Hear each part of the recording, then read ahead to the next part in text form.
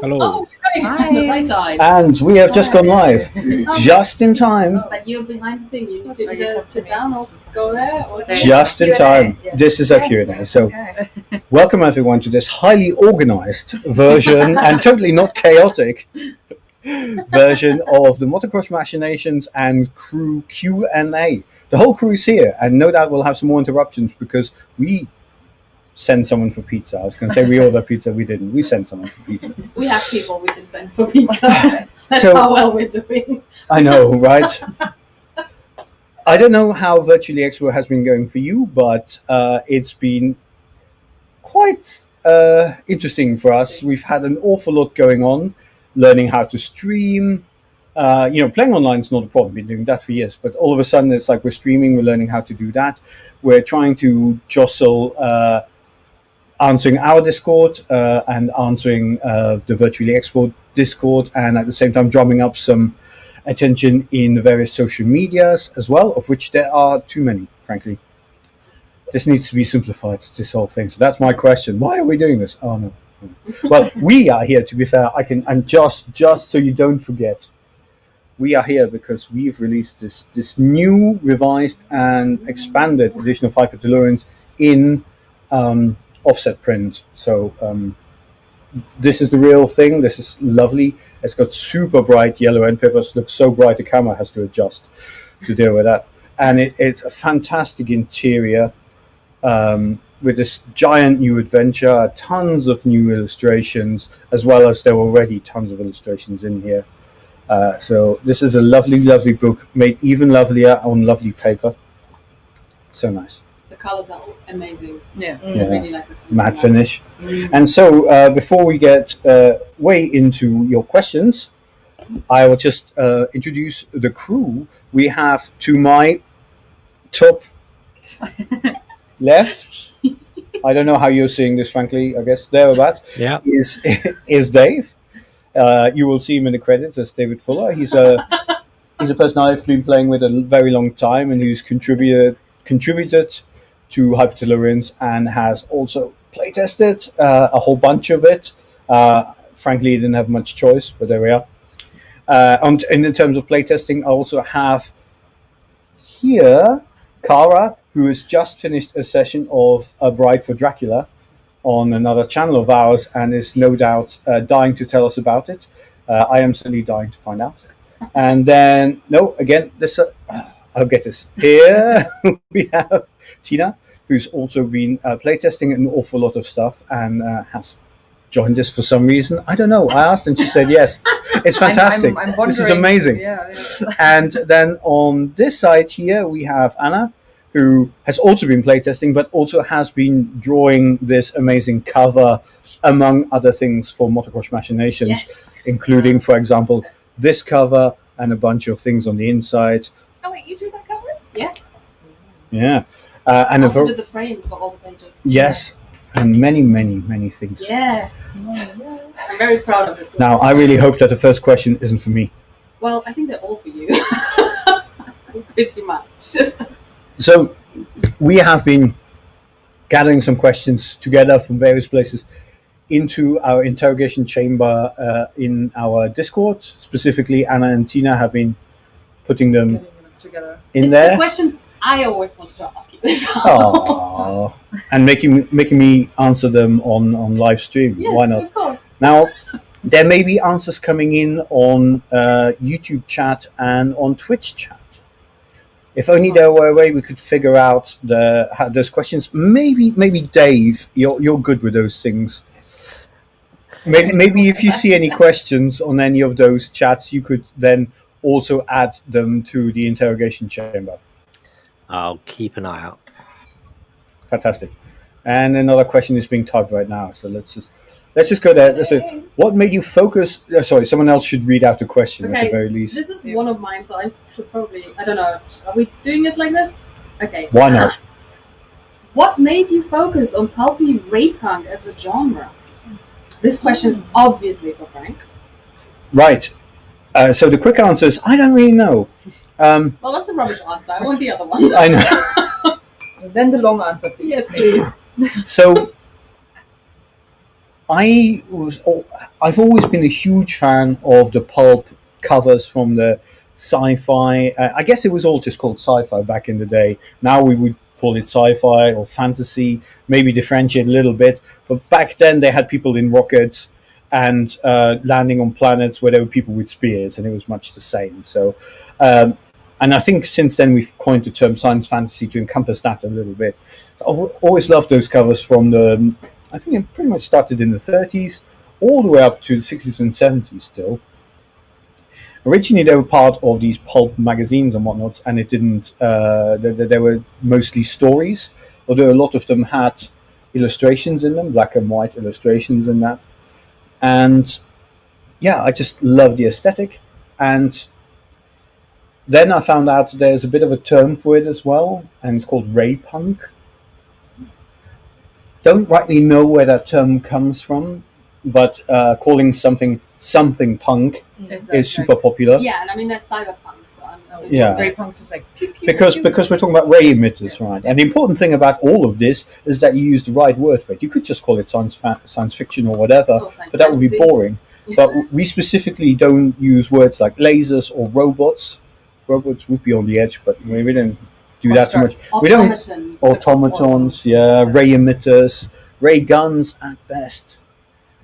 But yeah, so when I mean those who've read the blog post about hypertellurians, and I know that's all of you, so I don't have to repeat all of that.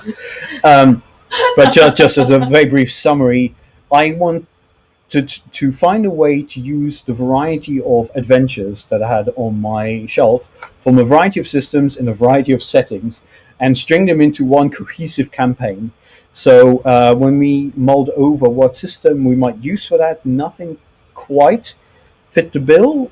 We were looking at, not Numenera, the other one, The Strange, which has a bit of an incident, so a bit of a thing where as a character you jump into these other worlds and then you adapt your powers to meet that world's sort of tech level and stuff. I thought that was pretty cool. But it wasn't a perfect fit for the sort of things we wanted to do. And honestly, it was a little bit too much effort for me to convert some of the things on the fly, some of the stats from the module. So I was like, screw this. Maybe it's time to just think about what I want from a system. And that was, well, there's a difference. What do the players want that I play with, and what do I want? I want as little effort as possible in everything I do. Be able to make up stuff that's just silly and funny and it to work. And the players want to be able to plan their characters in the long term. The people that I played with, I think Dave can attest to that. So, because it's one thing playing a system where you roll up a character, it takes no time whatsoever, and then you can just play. But where does this character go after that? Because we were talking here about running campaigns, about stringing adventures together. So you want to have an actual progression for your character without having to read all of that in advance, looking at you, Pathfinder. As much as I love you, but you can't create a character without reading everything. Mm-hmm. Everything that's ever been written. And there's a lot of it good. But there we have it. To finally get to the answer to the question, Yeah. having done this, it's like, well, what does this metaverse look like? What is the level up from these other settings there? Well, I like silly names. I like, as I mentioned already, this ray punk aesthetic. I think maybe that works because it's a little bit of sci-fi, definitely fantasy. Maybe that just works, and therefore, when the characters drop into a fantasy world, a medieval fantasy world, or drop into a slightly more modern sci-fi world, it all works. And we keep the tone the same. We talk about it as if it was, and this is my favorite, the future of old, i.e., the future that was imagined back in the 30s up to the 70s or whatever. And then the whole thing has got like a cohesiveness to it that still works. I mean, there's a lot of. I think from what you told me how to kind of create the images and what you've given me as information before this all existed, I think there's a lot of 60s and 70s influence, especially with that. So at least that's the kind of the vibe I got, which I found really interesting visually. to be honest. Why those decades in particular? I think it's because I think it's the way that you describe the characters that I was supposed to create that kind of, to me, wasn't so much like 30s. So it was less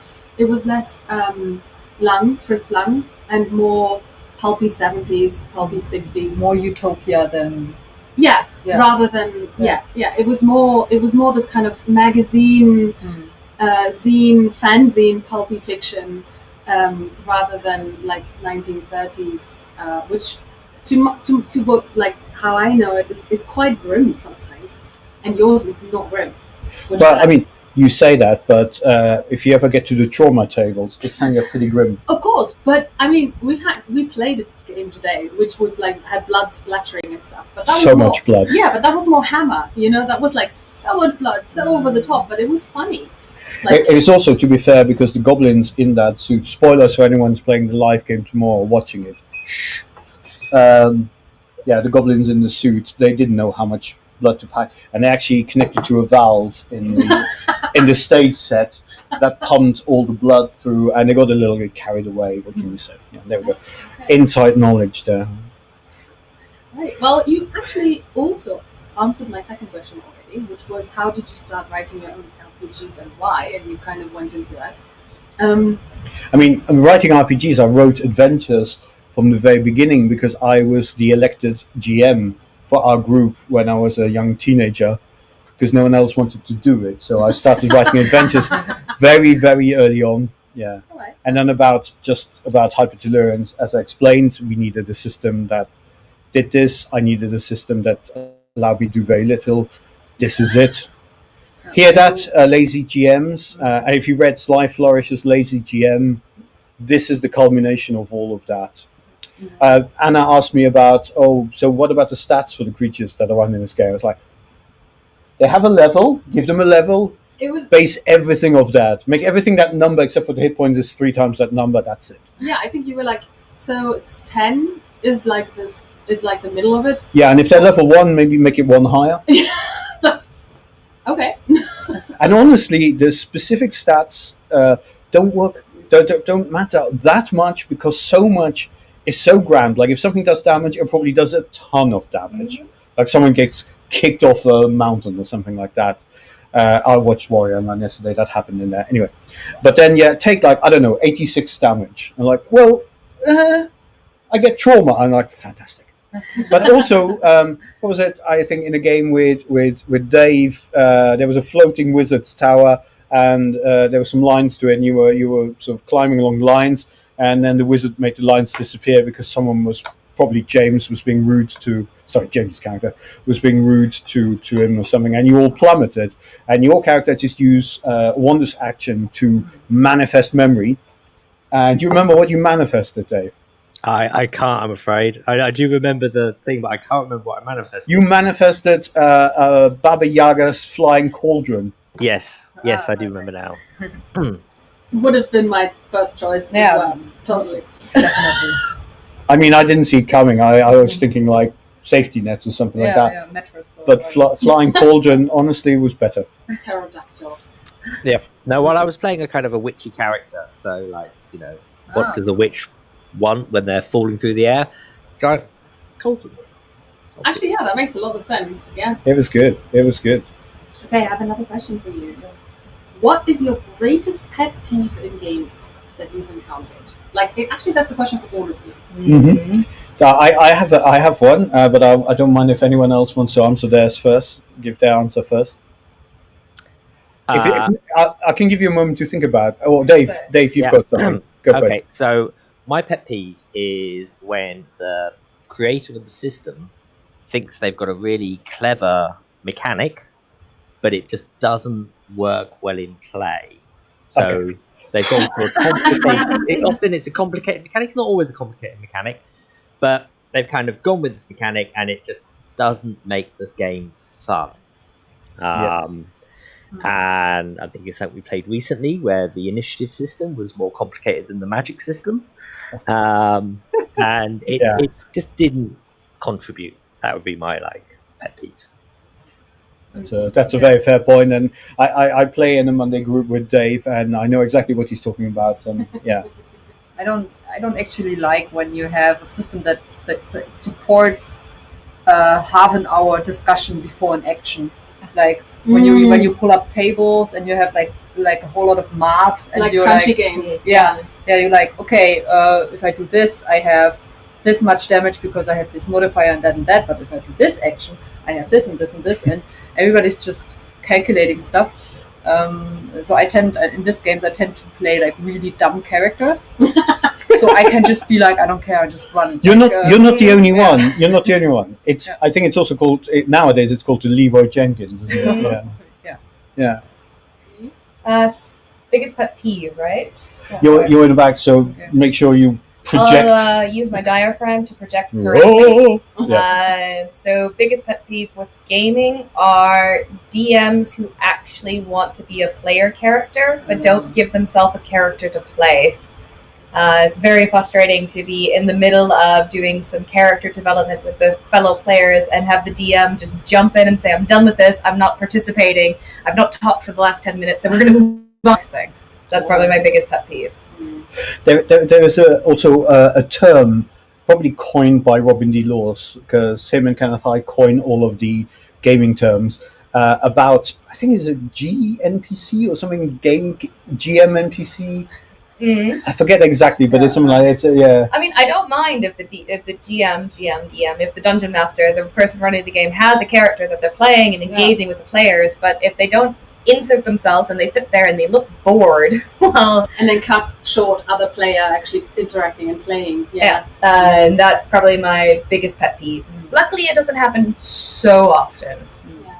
I have had very, very good gaming experience so far, so I don't have a pet peeve that I've experienced myself, which is good. I was going to say, you're welcome. Yes, Kara. You've always been the best. No, I've just heard of one of my good friends, and that just angered me so much when she told me. She's a cosplayer, and she was cosplaying at the time a male character, and wanted to play a short game. And the GM told her that she could not play a male character in his game because she's female, and therefore obviously, socialized as a female. And she just sat there going like, "What?" And when she told me, we were both going like, "So he's fine with people playing elves and dwarves who are not socialized as elves and dwarves?" That makes no sense whatsoever. I don't know what rock you've lived under, but I definitely spent my elf camp years when I was younger, so, you know. Yeah, I see that in total fading of myself. That one time at elf camp. I mean, I'm joking about this, but I used to do a lot of LARPs, so... No, but this is the thing. I have been in games, and honestly, when I was younger, a part of me did as well, where the game that you run is a little bit more wish fulfillment on your side than it is making a fun game for everyone. And until you realize that you run shitty games, honestly, and then there comes a point where you just go like, just roll everything goes, just don't even try and predict anything. Like again, spoilers for a game tomorrow, but there's been 2 already. When the Nemesis proposes, who he proposes to is naturally absolutely random, because that's emergent gameplay, and I want to be just as surprised as the player. What? This? Yeah. My God.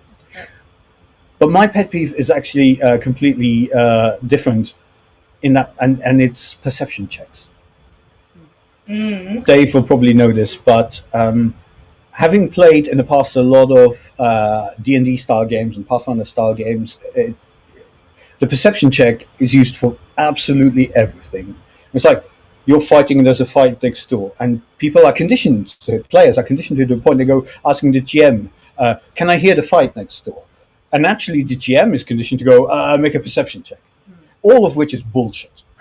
Like, do not hide the adventure. Why would you want to hide the adventure? The only time a perception check or anything of the sort is appropriate if you've got, like, someone is literally sneaking up on you, and it would make the story better if they maybe you don't notice them or this and that. But don't hide the adventure itself. can I see the fight? It's a fucking fight. Of course you can hear the fight. Woo! Sorry, my tirade has been cut short by food. But I would ask the participants to maybe wait for the food for a little bit until after our QA. We'll see. So yeah, perception check, unwarranted perception check, which is approximately 99% of them. I would also Frank, just I quick. like to throw dice. No, throwing dice is cool. Yeah, don't go. But just do it for something else. Like, of course, the players see the adventure, the plot point, the cool item, the whatever. But roll for something adjacent to that. What about the person, the werewolves that are waiting for you to pick that up? Yeah. Did they notice? I like working with perception checks, but only if they don't matter to the overall story, but can lead to like funny stuff. Especially if they don't notice something. So Yeah, well, if they but if they don't notice clues, it's like some. No, it doesn't. No, not important clues to the story, because if they don't notice them, then the story stalls. Yes. But if it's like either additional information that would be cool to know but not necessarily necessary, or if they fail, it actually makes it funnier because they've not noticed, and then stuff happens without them knowing about it. Look, there are edge cases where it can make the game funnier. I don't disagree with that. But in my experience, if you just took them out completely, most games would be improved. Okay. The same is true for published adventures. So like a published adventure asks for a roll, and then it says, if no one notices, give them the information anyway. It's like, wow, that was worth our time. Fair enough. One last thing on that topic, I wanted to say there was a fantastic interview with Sean McCoy of Mothership fame on the Mud and Blood podcast. Check out the Mud and Blood podcast. Matt Kay, one of the hosts of the Mud and Blood podcast, is going to be with us here tomorrow on our actual play. And they did an interview with Sean McCoy where he talked about Mothership and why there aren't perception checks in this sci-fi horror game. And he makes very cogent points that are just fantastic. And I don't want to summarize them because it wouldn't do them justice, except I would say there's stuff you role play and stuff you roll for. And yeah, let's move on before I get too deep into this. Okay, perception check. alliterations. What's up with that? What do you mean, what's up with that? You have a lot. I am the alliterator. It says so on Exactly. my crew thing. Alliteration, puns, and wordplays in general are the height of wit, and I'll fight you if you say differently. I mean, I love them, so yeah. But I just wanted to know what your answer was. And there's always an extra alliteration you can put in there if you just try that a little bit harder. The live demo game that when I'm running it, and which is the same that I'm running in the actual place, and it's different from what you folks are running, I think, in your live demos, but it's called Banquet at the Center of the Sullen Sea. Doesn't even have to be the same characters. It can still be an alliteration. Tongue twisters. Oh no! Oh yes, It would be a tongue twister for me, for example. Banquet at the Center of the Sullen Sea. That's quite an easy one. Banquet at the center of the Souls. Yeah. Well, we have harder ones though. We have like brutal impairment in the bag of infinite holding. Native speakers. I don't know if I'm not. English is my fourth language. I'll have you know. It's true. Luxembourg is my first. Yeah. Then I learned German, then French, and then English. So what you're saying is that you're hoarding all the languages, and we only get like little bits and pieces left over. That's why we have problems. Yeah, exactly. I mean, admittedly, I also lived 20 years in England, and I forgot all the other languages. But in theory, it's still my fault. That's when we came out of the gutters and just started to nibble at your language abilities. How long did it take you to write Heptalurians? Oof. Roughly. Dave? I mean, from very initial inception, it's got to be at least a couple of years, I would have thought. Kind of. I don't think it was that. I mean, I think to version 1... Oh, wait. We've got a changelog on the website. I mean, I'm thinking right back to when you first were like, I want to run these encounters. What am I going to run them in? I know, exactly. So I'm just looking at the Mottokrosh the Machinations page. There's a changelog, and it starts in 2017 was the first playtest session, followed immediately by a core mechanic overhaul. You know, I guess. we had a lot of You learn comments. from your mistakes. But it's January 2017, which implies it's 2016 at least with rule writing. Yeah. Yeah, and let's see, when was version 1? Came out in April 2019. Oh, shit, yeah, so we are talking 2 years. 2.5 2.5, I think, yeah. at least, possibly 3. Because Inception would have not happened the night before. So. Yeah, so you're thinking April 2016 through writing it through the year. That seems logical. And Yeah, overhauling it and stuff, and playtesting and overhauling it again. I mean, I will say that the first playtest, the rules, as you say, did go through a major overhaul. And that's probably kind of quite a good bit of advice, is that don't be afraid to playtest something that is kind of really rough around the edges and you're going to have to make big changes to, because the sooner you start the playtesting phase, that's when the big advances really came. So I wouldn't shy away from playtesting something that just isn't ready. From changing the rules afterwards, like if something doesn't work. yeah, Right. absolutely. We changed a bunch of.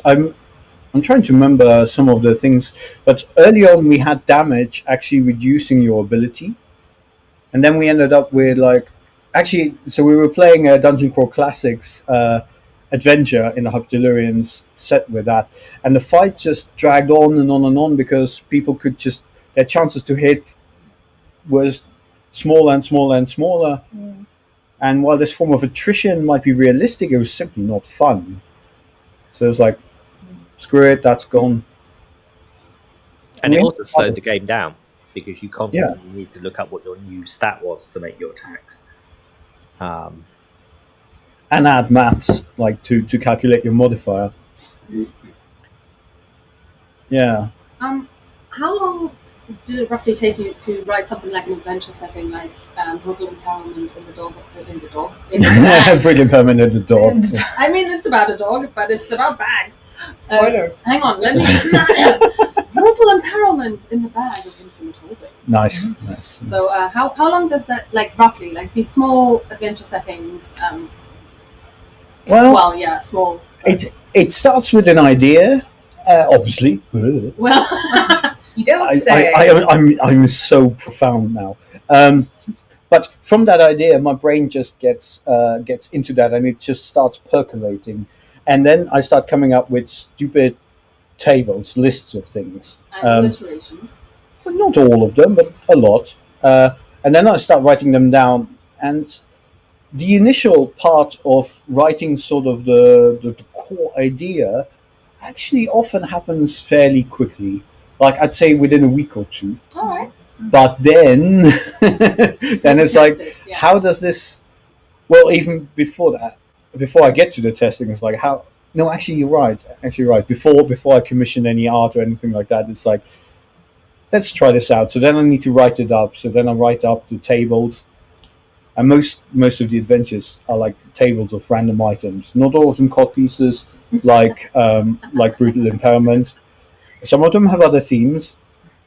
It's just one of the bigger first ones, and now that's all I'm known by.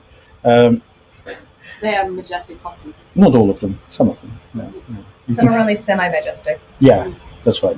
All majestic under the right light, or other conditions. Yeah. With the right filling. Or with the right filling. Yeah. One's got a gun in it, for example. That's Of what course, you're yes, referring yes, to. Yes. Yeah, Is that a It's gun good in thing your you, cod piece? It's a good thing you marked this mature. I marked it. Did I? Yes. Okay, good. You mark mature on Twitch. Yeah. Is I'm that a honestly- gun in your cod piece, or are you just happy to see me? Honestly, don't think this is Why not particularly both? mature, considering what the youth can see on the internet at large and in the news, like people like Trump or something like that. That should be marked mature. Like you're only allowed to watch this if you have this amount of like intelligence, at least. So you can't watch himself then. No, for sure not. No, you can't. Sorry, we got distracted. Yeah, so on average, actually, the initial stuff is written down fairly quickly. Then we go through a phase of playtesting, and then I commission art. I talk to people about what it might look like and stuff, and I start doing the layout, and then the whole PDF production and stuff, and other productions can take a while. So it's a few months for sure between the start of something until it sees production. This is not including hypertolerance, which took way, way longer. Because someone mentioned in passing that it's really, really good, but they kind of would like to see a starting adventure with it. I'm like, damn it! Mhm. So I could bundle an existing adventure with it, no problem. Or I can write a new one, 40 pages or something, with tons of new art. Of course. I mean, it keeps artists in business, so I'm not going to complain. Okay, I think that was all my questions because you also answered the like, how do you approach such an endeavor? So I think. Yeah, with utter disregard for my spare time, I think I should say. I think the first one of mine is already answered. It's like a bit, you started answering it. What made you revise and extend hypertolerance in the manual edition? Or you said the starting adventure. Yeah, it's a bit of that. Because obviously you put something out there, and even by that point in the print-on-demand version had been playtested a lot, the rules worked, but over time I still heard like little notes from people. Complaints is maybe a little bit too much to say, but there was a bit of crucial information that I had added into the rules summary, but not into the rules themselves. That was embarrassing. And none of my several editors caught it, nor me. And then someone said, well, this is interesting, but you talk a lot about the archetypes before I even know how to play the game. So fair enough, maybe I need to put that there. And then also some people were really kind enough to actually review it in some great details, including Bud's RPG reviews, Pookie and his reviews from Relay, or something like that, and of course Mud and Blood podcast, who did a fantastic interview, a fantastic review and an okay interview with me as well. I mean, they were good. And we also played a Christmas adventure together, which was very, very funny. I did stupid accents for which I apologize profusely because it's not cool. But then Liam did these amazing sound effects for the whole thing afterwards, including modulating my voice and everything. It was brilliant. But yes, and part of that were just a lot of it was just simple things. It's like, how much effort would it be for me to just fix that, and then also maybe do an actual print run rather than print on demand, which has pros and cons. Like you get an amazing looking book, and I have to fulfill them all.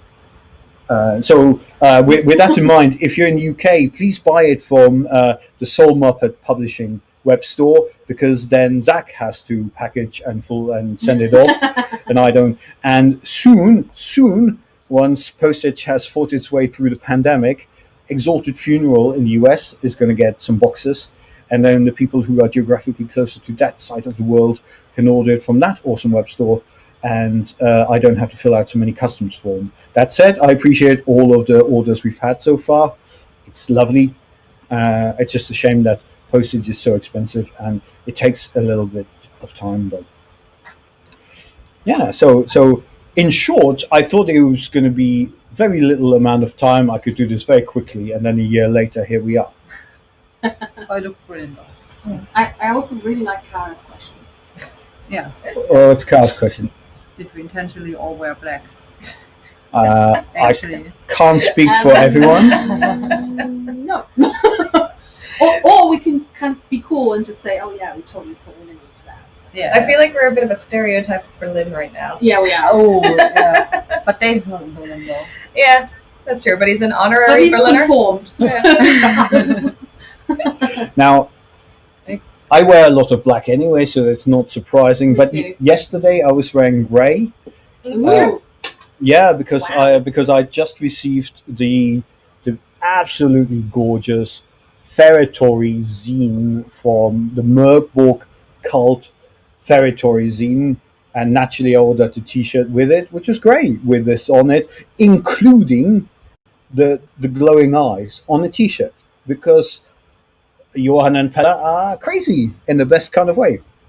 So is this thing. I'm just going to do some free advertising here because this is beautiful. It's a zine and it's supposed to be on cheap paper and everything. And the paper's not so thick, but, why not this? And why not be able to pull it out? Sure, no biggie. or in the back, yeah, it's normal paper. It's just a zine, but sure, why not have like silver foil on it or crazy shit like that, man. Anyway, if you're not already playing Merkborg, play Merkborg. When you're not playing Hypertellurians, that is. Anyway. If you need something a bit more metal and grim, play Merkborg. If you need something a bit more absurd and potentially grim, play Hypertellurians. Or Troika also. Troika is also very good. Okay, I'm going to have to stop there because otherwise this could go on for a little while about recommending games. I don't know. One Do more you question. have any questions? Yeah. Yeah, well, wait. Are some of the pre-made characters or any characters that you include in your adventures based on real people? Oh yes, I like that much. Can you imagine real people, anything like the characters in I don't know, maybe some characteristics. Right, okay. Now, naturally, I have in my very first adventure, A Bride for Dracula, I have a pre-gen character called Queen Ursula Andress, which is the actress from the Hammer horror movies, which just... That adventure is so on the nose. Like, you couldn't be more on the nose if you were Zit on the nose. We do have a couple of questions from Twitch as well. Okay, awesome. Let me just think, because there were a couple of other characters that are not based on real people so much necessarily, but definitely inspired by... Nah. I do know that the art in Hypertellurians that Karen Redding did is definitely based on real people. Oh, some of it is. One of them actually based on Dave. So, Oh yes, of course. yes. Yeah. All of the archetypes, Yeah. the chapter spreads like this. In fact, while Dave's here, we can just show it his to him. painting. Yes, and you can actually go onto Mottokrosh.com and there is a blog post about all the different characters and the people who first played them and therefore made it into the archetype art, Yeah, which I think is yeah, really, yeah. really cool. Yeah. So here we have. Let me see if I can place this. Yes. Dave, if you can just Ah, nice. perfect. Isn't that like a new Like, meme? This is 2 years ago when his beard was still black. Yeah. Playtesting ages you. You're not wrong. I posed for this handsome chap, and at the time I had an undercut and 20 kilos less. So yeah, And then Hypertellurian has happened. no, Germany happened actually. Oh. Good food. I can't help it. Yeah. All right. Yeah, Dave, hit us. Yeah, so Spirit Wanderer X asked, and you have covered this a little bit earlier on, what inspired Hypertellurians? The name or the game? Because the game, I think I sort of covered in the sense that, yeah, I just needed a rule system to string together a variety of games, OSR and others that I wanted to desperately play. But obviously I wasn't going to rope you into playing a whole bunch of one-shots because my group liked campaigns and character development. So I need to make that part of it. And choosing between any of the existing OSR systems was also very difficult. And frankly, still a little bit too fiddly, a little bit too crunchy for my personal, extremely lazy liking. So yeah. And then I needed a name. And I don't remember how I came to the name. I have no idea. Did I ever tell anyone about I this? think Tellurians was something. Tellurians was something to do with like a sci-fi name for Earthlings or something. I mean, Tellurians is just kind of, yeah, it's half a name for Earthlings. Yeah, or maybe that's the even only thing that I know that you once told me, and then it's Yeah, hyper, obviously because- heightened. better. But yeah, exactly. Greater than. But And then Also, I needed something that sounded vaguely over the top and sort of pulpy and bizarre, and that would look good in like a cursive script. okay, and Guru Phil asked, is there a Hypertellurian soundtrack playlist? And if not, what artists would be on it? Ooh, that's actually a very good question. that's a good one. And so, no, there isn't yet. And I'd also say it depends a little bit by whatever adventure, like if you're playing a one-shot adventure, even in Hypertellurians, it is heavily influenced by whatever the tone of that particular adventure or setting is. Like it will be pretty different for Bride for Dracula than it would be for saying Heart of the Atomizer. Heart of the Atomizer. Get Atomizer. it? Yeah. Anyway, sorry. Uh, is kind of one of the archetypal sort of settings for Hypertellurians or for Hypertellurians game.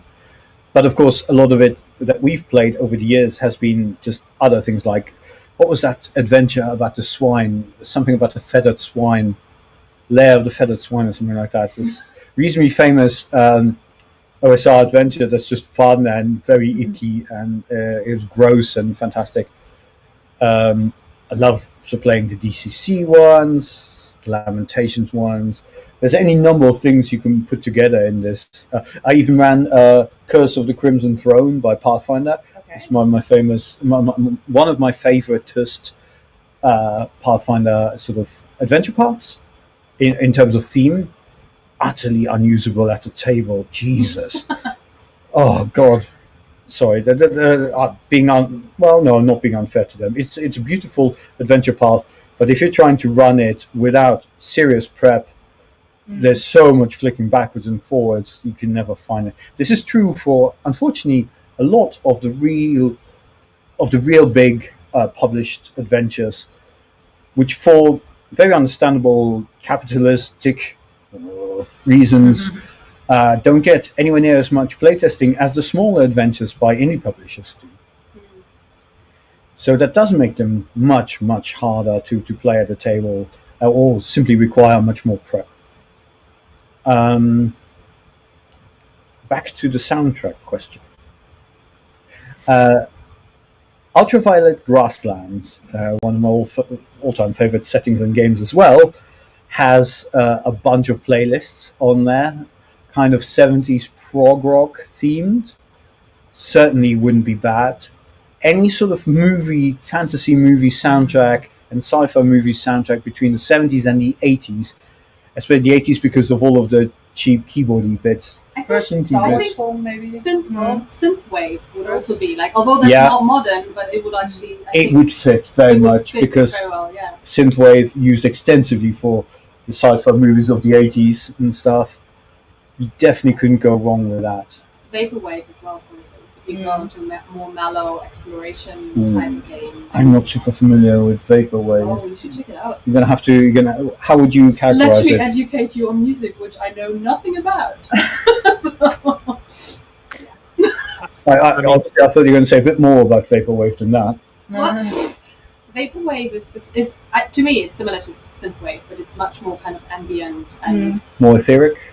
Ethereal and kind of more like a backdrop music. Yeah. Okay. But yeah, very synth heavy, very kind of dreamy, dreamscape. Think the very, very quiet scenes in Blade Runner. They would work perfectly with vaporwave. Yeah. Sorry. So yeah, from my perspective on the soundtrack, from some of the stuff that Frank's run for us with Hypertellurians, I think the Queen Flash Gordon soundtrack kind of fits in quite nicely in lots of places. And then for another thing we did Hypertellurians, I think an amalgam of 80s children's Saturday morning intro themes for cartoon shows. Oh no! Wait, cartoon shows. Yeah, fair enough. Yeah. 80s Saturday morning cartoons, whether it's He-Man, Brave Star, Transformers to a degree. It kind of. All I can think of now is Ninja Hero Turtles. Because I love that as a kid. Yeah, Teenage Mutant Hero Turtles.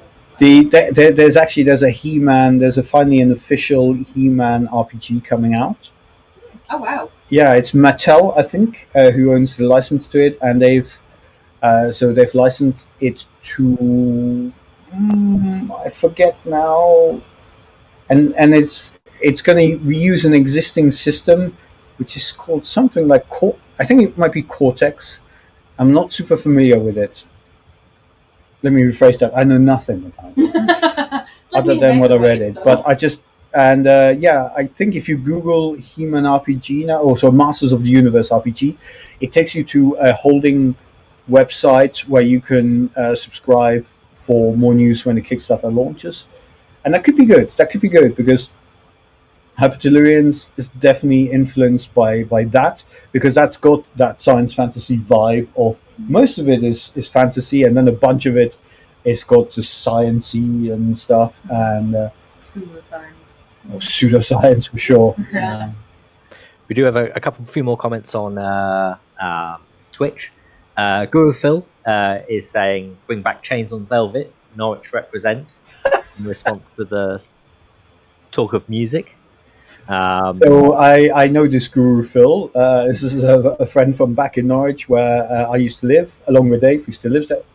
Dave, who still lives there, and stuff. And I used to run with a few other people a club night called Chains on Velvet, which is sort of a goth metal club night, and it was good fun. I ran it for about 3 years, and then it continued on. Well, ever since, actually, it's still going. So yeah. So it's still going, Phil. We don't need to bring it back. Anyway, if anything, talk to Mickey about it. Him and Simon are running it nowadays, and it doesn't happen so often anymore as it did back in the days. But it's still a thing, as far as I know, except for maybe pandemic and not being allowed to go out and those sorts of things. But barring that, it's going. And Spirit Wander X said, "What's your favourite game shop of all time?" Game shop? Mm-hmm. Well, I feel there's a bit of a leading question, because obviously when I lived in Norwich, I definitely had my favourite FLGS, which it's really hard to say, but it stands for Friendly Local Gaming Store, and that was called is called the Game Shop, or the Game Store, the Games Room. Let me come in again. I have my favourite LGFS, and that's called the Games Room. And that's in a fantastic part of Norwich, a lovely old hill. I forget the name of the hill. Elm Hill. Elm Hill, which is all.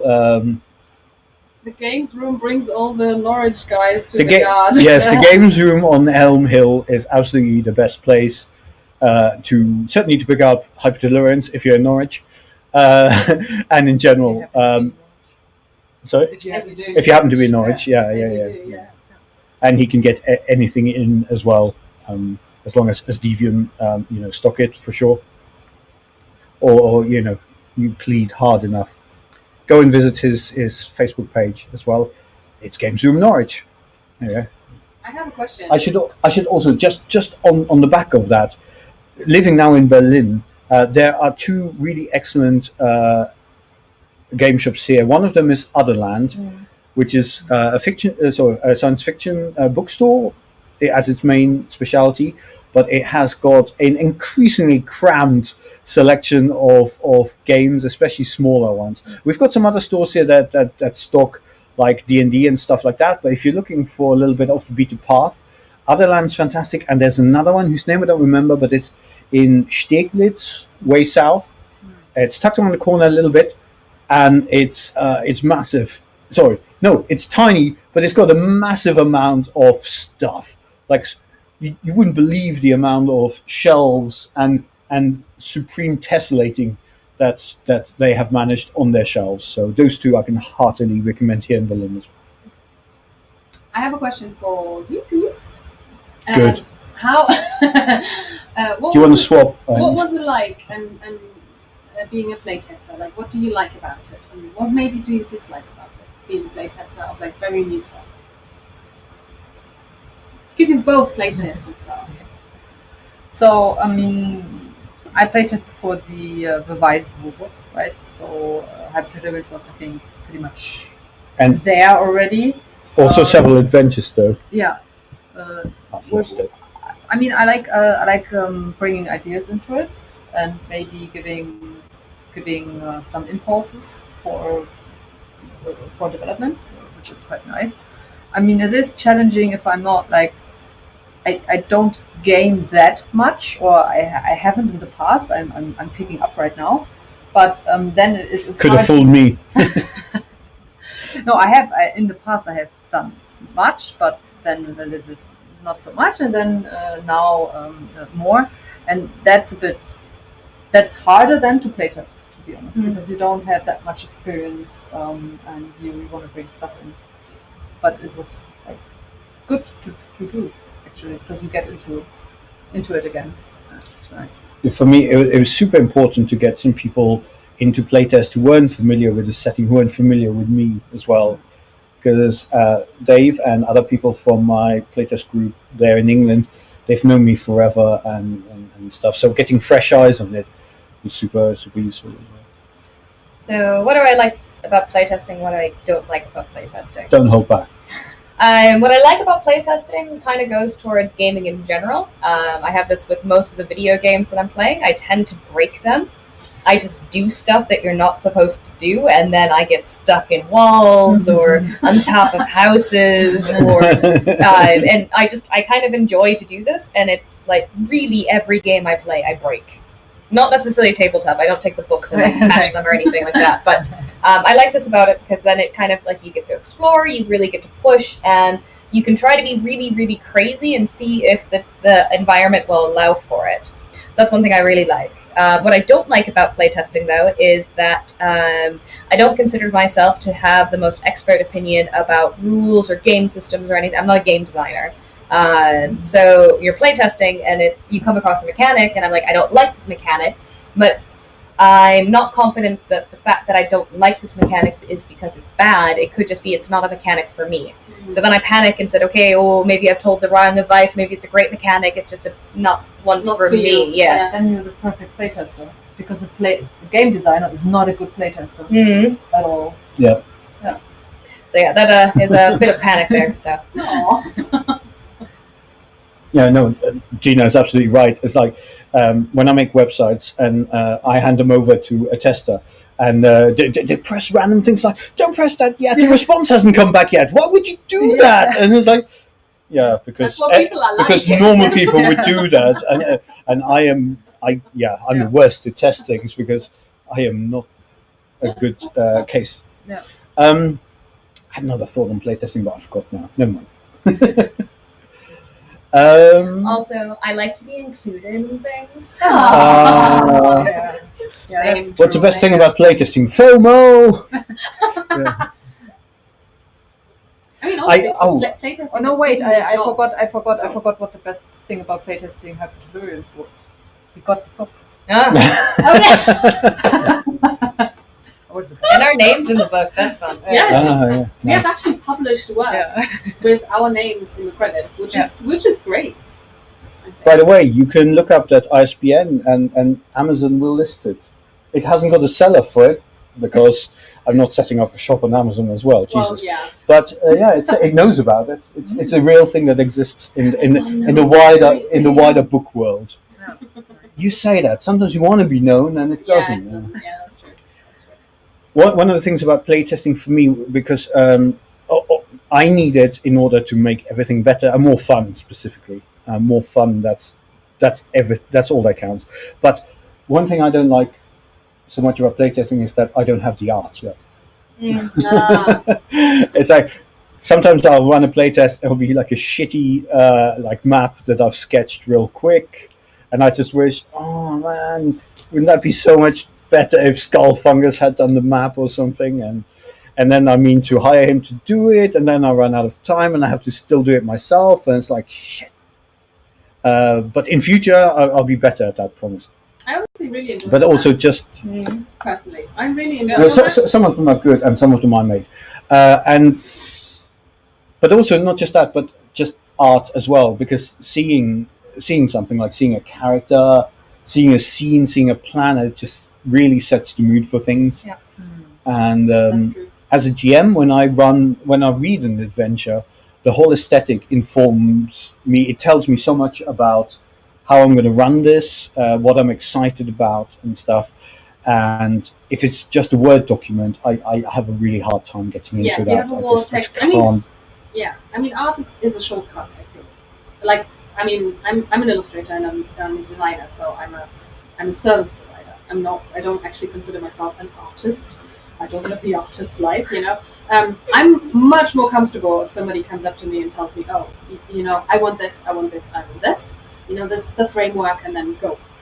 Which is actually something that you do, and that's why I really like working with you. But it's a shortcut, so it's supposed to show you within one image, possibly a small one, everything you need to know. And yeah, it kind of cuts short on the wall of text, which I, as a player or even as a GM, find much easier, because even if I've read the wall of text, this one image can just jog my memory and then go with it. Absolutely. So I love when games actually have like articulated, even if it's just tiny doodles on the side or something. It doesn't even necessarily have to be connected to the actual like character or gameplay that's going on, but just kind of, for me, I'm a visual person. I find it easier to then find stuff and kind of connect stuff and know where it is. I know the page.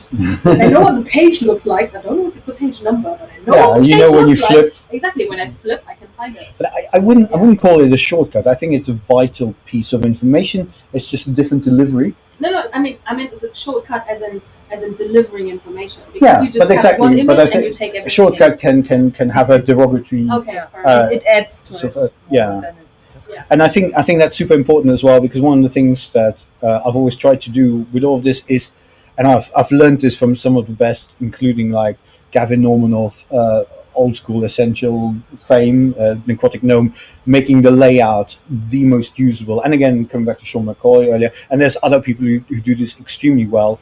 You see the layout, and it tells you everything you need to do. You can just follow it, and you don't have to flip. And the same goes with illustrations. It just gives you the information, and maps at the same time. It's more effort, no doubt, but I don't care about 5 feet, 5 foot squares. I care about what's in there. So if there's supposed to be a harpsichord in there, I draw a harpsichord in. It might look shit, but someone can look at it and go like, "That's a harpsichord," or a tall piano. Close enough, whatever. And it doesn't take that much more effort for a map maker to add that information, but for someone who runs the adventure, it means that they don't have to look in a wall of text to figure out what's in that room. It's like, I know what's in that room. There are 4 chairs. I can see them. There's stuff on the table. I can see it. And it just helps and makes everyone's life easier. And that goes back to GMs having a lot to do already, and we're not getting any younger, most of us. So no one's getting any younger except Benjamin Button. So we want less stuff to do, especially when it comes to our hobby stuff that we're doing for fun. We've got a couple more questions on Twitch. Great. We've got 30 seconds, I think.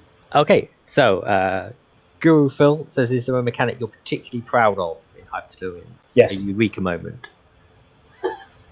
So what was the last bit? A eureka moment. Yes, it's the Wonder mechanic. It's the advancement through Wonder spend. I think it's the unique selling point, the USP of Hypertellurians beyond its fantastic looks, for which I thank all of the involved artists so much. But yeah, Wonder, you gain as you discover cool shit, you spend it on doing cool shit, and the spending it makes you advance, and it creates this loop which drives the adventure. I've seen it time and time again. Even when some reviewers or critics have one that is like, are people going to argue over whether we should spend it or not? In practice, that's never happened to me, because everyone always wants it spent, so you can potentially advance. Even if the Shetland pony albino centaur is spending 6 of your hard-earned Wonder points to manifest a few steps so she can get up onto a stage. Because her little centaur legs are too small.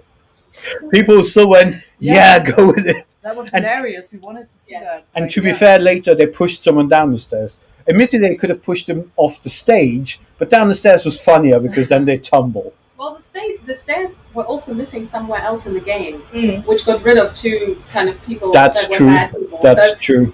And we have one more question. Aklan Tan says, how were the archetypes decided on? Was it a conscious effort to keep it at 6? Ooh, good question. No, 6 wasn't a conscious decision. It was I was thinking. Well, I think we were as a group thinking a lot at the time. Is what can we boil down most character concepts to? Um, because I wasn't so big on the setting at the time. I wanted to really create a framework that allows you to create any sort of character imaginable. And at the time, nowadays there are more games out that let you do crazy characters. But at the time, we're talking, I guess by now a few years ago, it wasn't beyond doing a half orc or an elf. You didn't create so many things. What was It's 3 years ago now. When we 3 years ago? created Thank you, it, thank so. you. Maths. There we go. Didn't want to include much maths in the game. Or anywhere. But yes, so by the time we came down to these 6, we honestly couldn't think of any more. At first, I thought, well, if we come up with more archetypes, then they can be included in expansions and whatnot. But no one really has, because most of them, most character concepts can be built on top of one of those archetypes, even if you hammer them a little bit here and there. Like I created a pre-gen for our actual place. We've called the Son of Anvil and Manvil. They're demigod barbarians who can just do everything and anything better. I decided, well, what archetype should that be? It's kind of like a teenage barbarian son. I made it the Revenant because the Revenant has the unliving power, so you don't eat, breathe, or sleep. And I thought, well, that's like a demigod, right? So you don't need to eat, breathe, or sleep. That's like below you, kind of thing. And so that's definitely bending it a little, but why not? It's up to learns after all. So yeah, but if someone comes up with another archetype, then the what? Yeah. Sorry? We did the characters for the Bride of Dracula in the Hypertellurian system, and we kind of looked around, and the Succubus, for example. Succubus, yeah, It's succubus. it's definitely Succubus, stretching the archetype. But we- What archetype did you go with? The alien? No, the construct. The construct? Okay, okay. Yeah. There's many different ways you can go with it because your archetype defines. If you want to be really like mechanical, it defines only your 2 starting powers and some of the options for advancement, and then everything else you lay on top, and you still have an awful lot of choice there. But yeah. So and archetypes was the original temporary name for it, and just nothing more appropriate came up over the course of development. It's very Jungian. Yeah. Carl Jung was very much Very much his archetype thing. Yeah. It just, even though I was hoping that I could come up with a funnier name, I never did. So I apologize, and everyone. Archetype. The name archetype is just factual. It wasn't. It's not really like Hypertellurians is whimsical, but You don't say. yeah, there we have it. I think we're running over time, so are there any last minute questions or No, that's everything we've got. we'll call that the cutoff point. We're doing another one of these tomorrow at some point. Check our virtual stall for the details. Of course, I could tell you the time of heart, by heart, offhand. Those 2 combined, yes. I'm a wordsmith. I can say whatever I like. Only if you alliterate. Only if I alliterate. Ooh, harsh. Okay, I'm going to come back in for that later. We'll do that in post on a live show. No problem. Yeah, that's it. So we're running a couple more live demos tonight. So they'll touch on all of the stuff we talked about tonight in some fashion or other. I don't know who's going to run them yet. I'm going to try and inveigle one of these other people to run them because I've done the actual play in a moment. Although Kara has also just done a 4-hour game for people, so we might have to look around a little bit. Well, we'll see what we can do. I'm sure we'll be fine. Or maybe we'll have like 3 of us GM for 1 player. How would that be? Oh, How would that be for a change? Yeah. It's like Probably horrible, but there we go. Nobody's gonna sign up now. What are you doing now? What are you doing I'm next? afraid, like, you're gonna play with us. Okay, probably won't do that then. But no idea is a bad idea until it's been proven to be a bad idea, which this one just has. I think we end on that. And Yeah. we'll end on that. So thank you very much for watching now live or later in the recording, and come and join us on the Discord. You find all of the ways to get in touch with us on mottokrosh.com. Bye. Bye.